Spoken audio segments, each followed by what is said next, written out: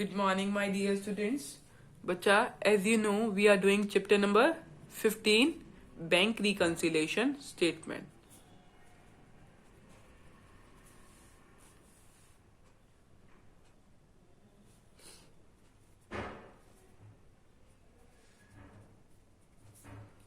बच्चा हम bank reconciliation statement की थ्योरी पढ़ चुके हैं और बैंक रिकंसिलिएशन का फॉर्मेट भी पढ़ चुके हैं. बच्चा अगर आपको बैंक रिकंसिलिएशन स्टेटमेंट का फॉर्मेट बनाना नहीं आया then you can see from your book and see my previous videos. Okay, bank reconciliation statement का फॉर्मेट दे रखा है बच्चा पेज नंबर 15.6 से.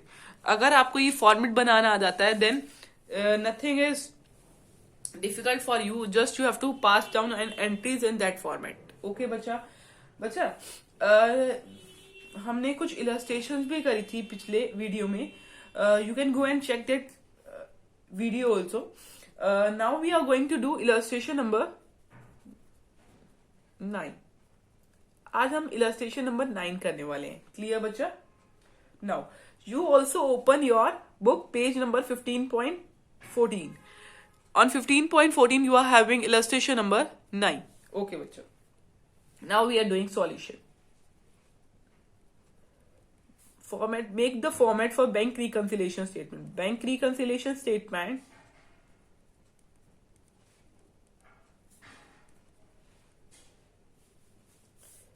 as on 31st March 2018. Clear bachcha? Now you have to use your pencil for making format. Okay, particular this side. As you know, here debit and credit roll is not there. Plus item you have to write and minus item. Clear bachcha? Particular, plus item and minus item. Okay, now let's check what question is saying. On 31st March 2018, the bank column of the cash book which is prepared by us only of Mr. Dinesh disclose an overdraft balance of 16,600. Okay, before reading other topics, other additional information, you should know overdraft in cash book का overdraft balance कौन सा balance होता है? Minus items में आएगा या plus item में आएगा?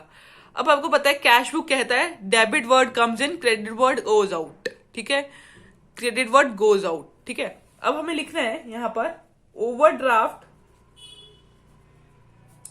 एज पर कैश बुक के अकॉर्डिंग ओवरड्राफ्ट बैलेंस का बताना है. ठीक है, overdraft as per cash book. Okay, अब आपको पता है debit word comes in, credit word goes out.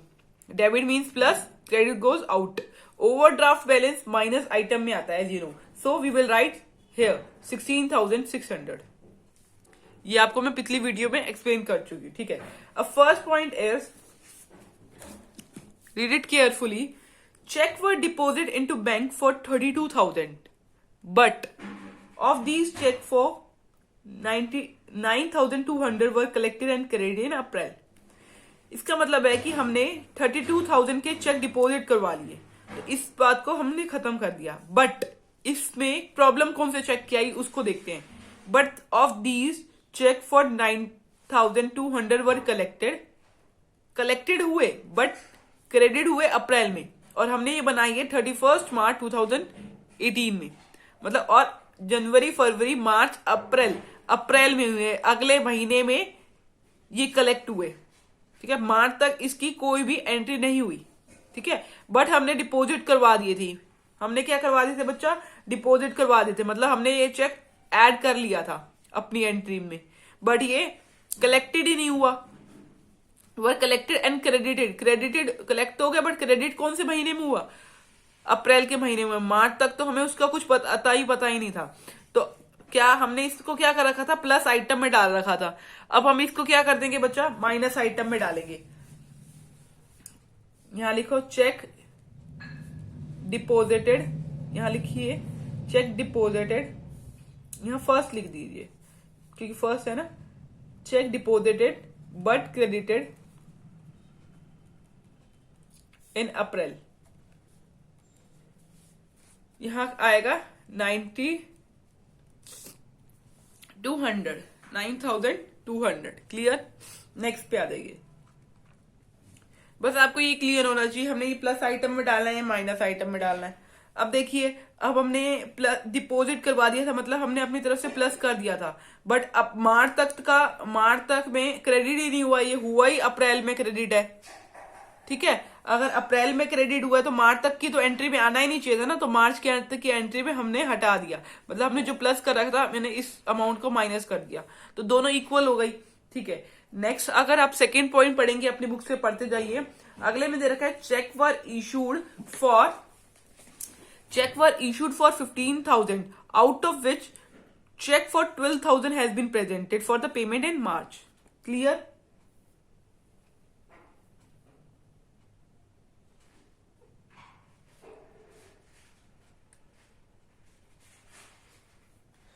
$15,000 की चेक की बात हो रही है बच्चा। 15,000 का चेक इशूड करा था, मतलब हमने 15,000 अपने में से माइनस करे थे। ठीक है, चेक वर इशूड फॉर 15,000 के चेक को हमने इश्यू करा था, जिसमें से 12,000 has been presented for the payment in March. 12,000 जो है प्रेजेंट हुआ था पेमेंट इन मार्च, मतलब मार्च की हमने एंट्री करनी है तो मार्च तक 12,000 की पेमेंट ही हुई। ठीक है, क्लियर? हमने देखो माइनस कर रखा था, इशूड का मतलब हमने माइनस कर रखा था 15,000 का, बट 12,000 की ही एंट्री हुई है, मतलब 3,000 हमने ज्यादा माइनस कर रखी है, 3,000 हमने ज्यादा माइनस कर रखे हैं। तो अब माइनस ज्यादा करके तो हम इसको प्लस आइटम में ले आएंगे। ये देखो, cheque issued but not presented in March में प्रेजेंट कितने हुए? 15,000 में से 15,000 में 12,000 प्रेजेंट हुए, कितने प्रेजेंट नहीं हुए? 3,000 प्रेजेंट नहीं हुए, उसको प्लस आइटम में डाल देंगे। अगर आपको माइनस प्लस याद नहीं आ रहा तो ये वाली आप एंट्रीज देखो बच्चा, आपकी बुक में दे रखी है, देखो ये फॉर्मेट में दे रखी है। चेक इशूड किस वाली आइटम में आता है? प्लस आइटम में आता है। ठीक है, आप याद कर लो सीधा, चेक इशूड प्लस आइटम में आता है। अगर आपको समझ नहीं आ रहा तो चेक इशूड प्लस आइटम है तो सीधा आप उठा के प्लस आइटम में डाल दोगे। ठीक है, ये कर सकते हो ना बच्चा। नेक्स्ट पॉइंट देखिए, अब थर्ड पॉइंट अगला रखा है, in March Mister Dinesh has discounted a bill of exchange of 20,000 at discount of 800, but 20,000 were entered in cash book. 20,000 enter हो गए थे, बट कितने एंटर नहीं हुए थे? 800 रुपीज एंटर नहीं हुए थे। ये क्या है? डिस्काउंट है। ठीक है, तो discount on the bill is not recorded. अब आपको अगर पता नहीं चल रहा तो आप अपनी बुक के पीछे वाले फॉर्मेट में देखेंगे कि डिस्काउंट कौन सी साइड पे आता है, तो यू शुड नो। देखिए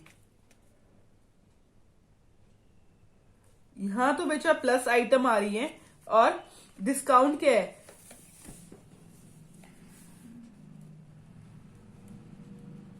discount on bill not recorded in cash book. Discount मिल रहा है हमें तो 800 रुपीज लेस होते हैं। अगर आप कोई भी चीज करते हैं, लेते हैं और डिस्काउंट मिलता है तो डिडक्ट कर देते हैं ना, तो हम अपनी बुक से भी अब डिडक्ट कर रहे हैं। Not recorded in cash book, CB cash book.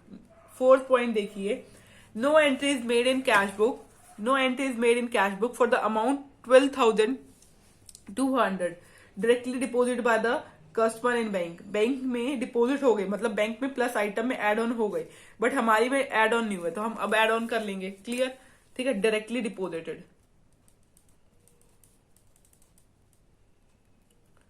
Directly deposit by customer in bank, but हमारे में एंट्री नहीं हुई, तो अब हम 12,200 की एंट्री कर लेंगे।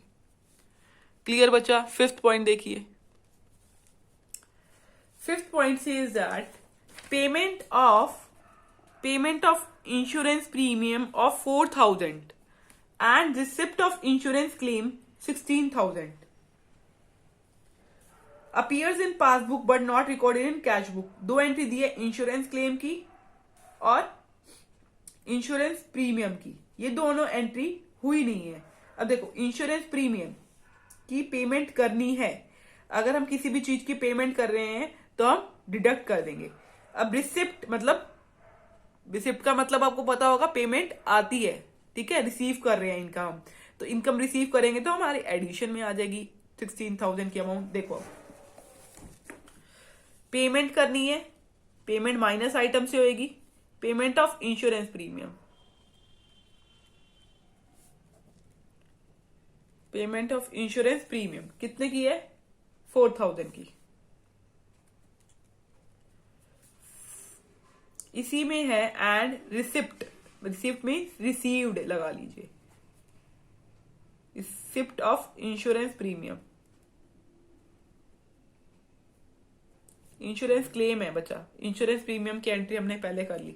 Receipt of insurance claim receive करा है तो प्लस आइटम में आएगा 16,000। Now 6th point, let us see 6th point. A check of 7,000 issued to Mr. Naresh were omitted to be recorded in cash book. हमने किसी को चेक इशू करा but हमने एंट्री नहीं करी। इशूड करा मतलब अपनी तरफ से दे दिया। अगर आप अपनी तरफ से कोई चीज दे रहे हैं, इशू कर रहे हैं, तो अपनी तरफ से तो आपको डिडक्ट कर देना चाहिए था, बट आपने डिडक्ट नहीं करा, तो अब हम कर लेंगे।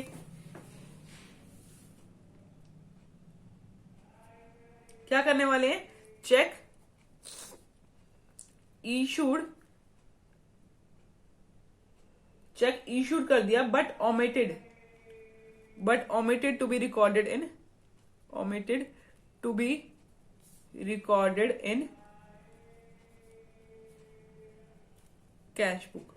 अब भूल गए रिकॉर्ड करना, तो अब इशूड मतलब अगर आप किसी चीज को इशू कर रहे हो मतलब डिडक्ट कर रहे हो, तो यहां से भी इस तरफ से भी डिडक्ट कर देंगे।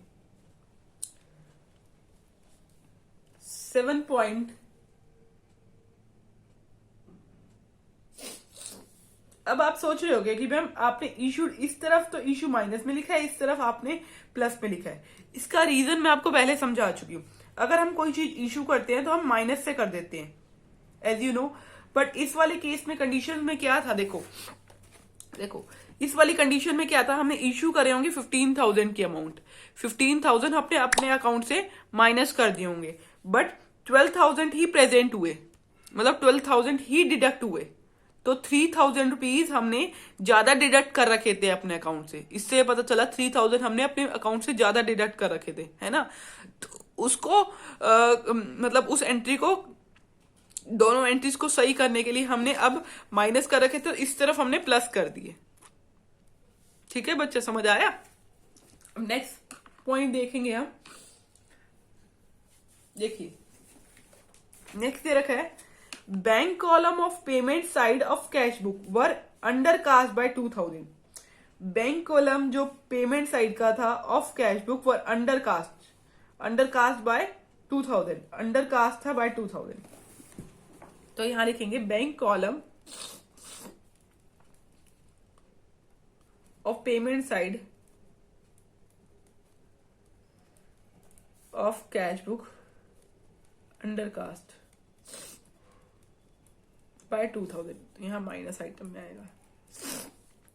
Next point, 8th point. 8th point says that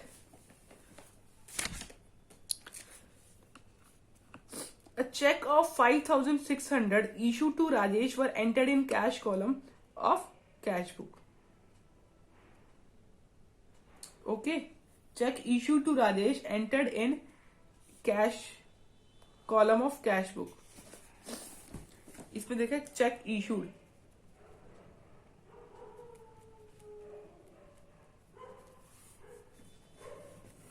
to Rajesh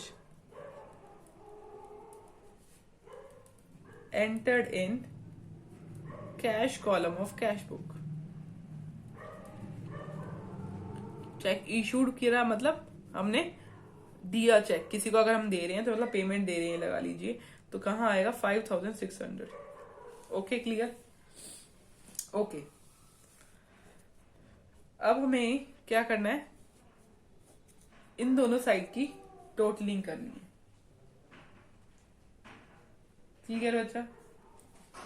इस साइड पे अमाउंट आ रही है 45,200, ठीक है। इस साइड पे भी 45,200 अमाउंट आ रही चाहिए।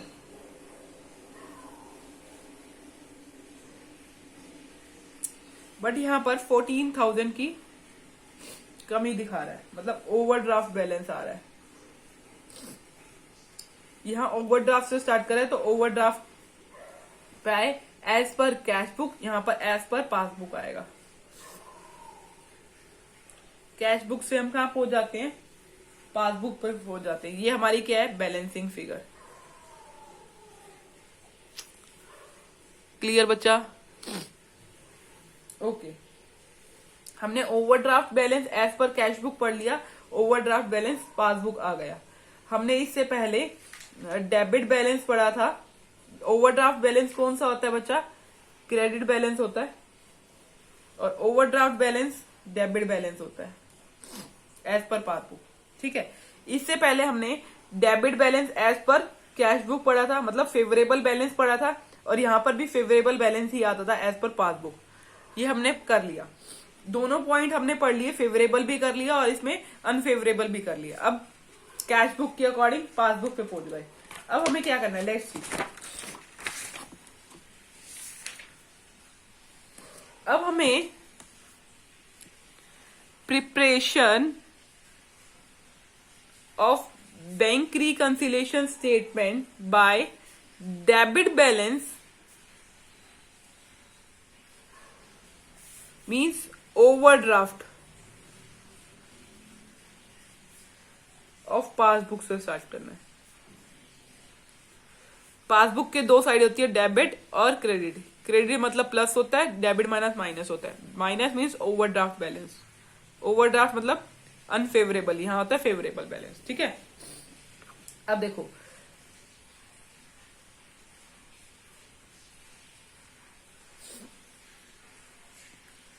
अब हमें इस पे करना क्या है, अगर बैंक रिकंसिलिएशन स्टेटमेंट, अगर बैंक रिकंसिलिएशन स्टेटमेंट जो है वो स्टार्ट हो रही है डेबिट से, मतलब अनफेवरेबल बैलेंस से, या ओवरड्राफ्ट बैलेंस से, बैलेंस से of passbook, stating the starting balance. ये क्या होता है, स्टार्टिंग बैलेंस होता है will be return in minus item, ये आपको पता है। एंड माइनस आइटम में लिखा जाता है ओवरड्राफ्ट बैलेंस, ये बात आपको पता है। देखो अभी भी हमने कैश बुक का ओवरड्राफ्ट बैलेंस माइनस आइटम में लिखा था। ओवरड्राफ्ट बैलेंस कहां लिखा जाता है, माइनस आइटम में, ठीक है। And all items are will be reversed. अब बच्चा, इससे ये पता चला हमें कि ये जो हम एंट्रीज कर रहे थे, जैसे इशूड की एंट्री हमने माइनस में करते थे, अब इस साइड में इशूड की एंट्री प्लस में करेंगे। मतलब हम कहने का मतलब सारी आइटम्स जो है बच्चा रिवर्स हो जाएंगी। इसमें सारी आइटम क्या होंगी, आइटम विल बी रिवर्स। जो हमने कैश बुक में पढ़ा था सारा कॉलम, वो अब पासबुक में वो सारा उल्टा होएगा, आइटम विल बी रिवर्स्ड। अब जैसे कि देखिए, item shown in plus item, plus column में जो आइटम शोन होती है, will now be written in minus side, minus column. And items shown in minus side, सारी आइटम रिवर्स होंगी। क्या कह रखा है, item shown in plus side, जो प्लस साइड पे आइटम शोन होती है वो कहां शोन होंगी, अब माइनस साइड पे, क्योंकि आपको ध्यान रखना है कि पीछे जब हम कैश बुक में करते हैं, वो हमने कैश बुक का फॉर्मेट पढ़ा था। पीछे वाली उसमें हमने क्या पढ़ा था, कैश बुक का कॉलम पढ़ा था। देखो हमने ये क्वेश्चंस करे, यहां तक अब हमने क्वेश्चंस करे थे, ये सारे हमने कैश बुक के अकॉर्डिंग करे थे। और ये देखो ये फॉर्मेट भी हमने किसके अकॉर्डिंग पढ़ा था, एज पर कैश बुक के अकॉर्डिंग। अब हम पासबुक के अकॉर्डिंग पढ़, अब हमारे पास पासबुक है, यहां दे रखी है, तो जो आइटम प्लस में होनी चाहिए थी, अब हम उल्टी साइड से चल रहे हैं। अब उल्टी साइड से चलेंगे, जो आइटम प्लस में होनी चाहिए थी, जो हम प्लस करते थे कैश बुक में, अब वो पासबुक में माइनस होगी। ठीक है, उल्टा चल रहे हैं, याद रखना। Item shown in plus column will be now be written in minus column. ठीक है, and item shown in minus column will be written in plus column। Clear?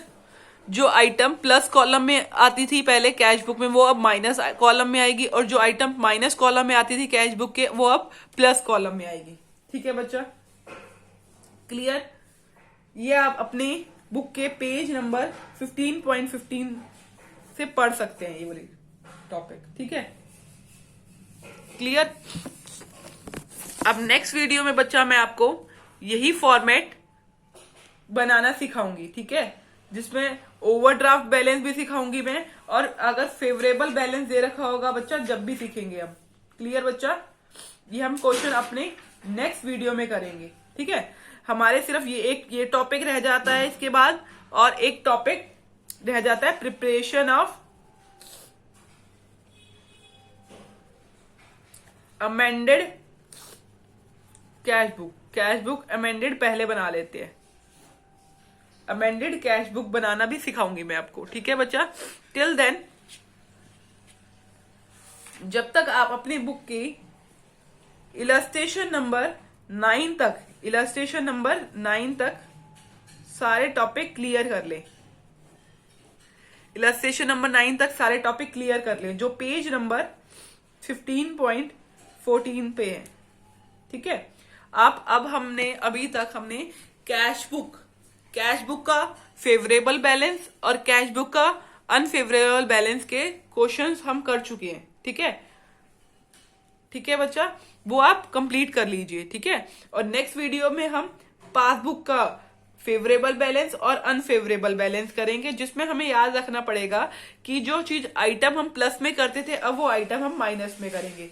जैसे कि मैं आपको अभी बताती हूं, देखो, cheque issued but not yet presented for payment.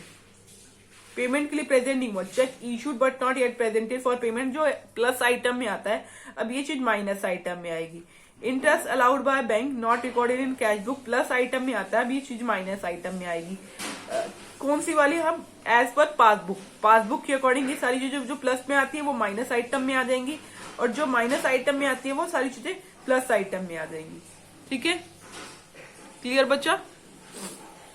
Okay, this thing we will discuss in our next video. Okay बच्चा, thank you very much. Till then you should practice your question up to illustration number 9. Thank you.